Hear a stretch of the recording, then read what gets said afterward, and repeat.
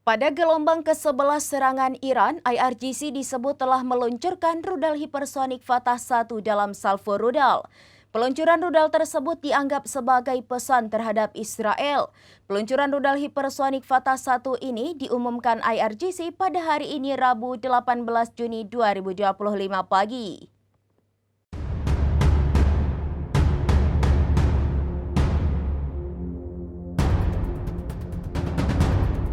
Pada gelombang ke-11 serangan Iran, IRGC disebut telah meluncurkan rudal hipersonik Fatah 1 dalam salvo rudal. Peluncuran rudal tersebut dianggap sebagai pesan terhadap Israel. Peluncuran rudal hipersonik Fatah 1 ini diumumkan IRGC pada Rabu 18 Juni 2025 pagi. IRGC menyatakan hal tersebut adalah pesan tentang kekuatan Iran untuk sekutu Israel yang diduga ialah Amerika Serikat. Amerika Serikat dinilai sebagai penghasut yang berkhayal dapat melenyapkan Iran. Namun dengan peluncuran rudal itu, Teheran ingin membuktikan jika tindakan Amerika Serikat dan Israel hanya akan menjadi sia-sia.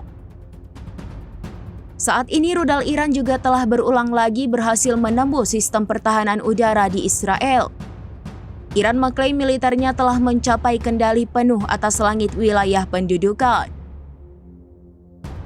Lebih lanjut, sistem pertahanan udara militer Zionis saat ini dinilai tak mampu melawan serangan Iran. Diketahui Iran meresmikan rudal Fatah 1 tersebut pada 6 Juni 2023 lalu. Media pemerintah Iran menyebut rudal itu dapat bergerak dengan kecepatan hingga Mach 15 atau 5.145 meter per detiknya. Selain itu, Fatah 1 juga disebut memiliki jangkauan 1.400 km atau 870 mil.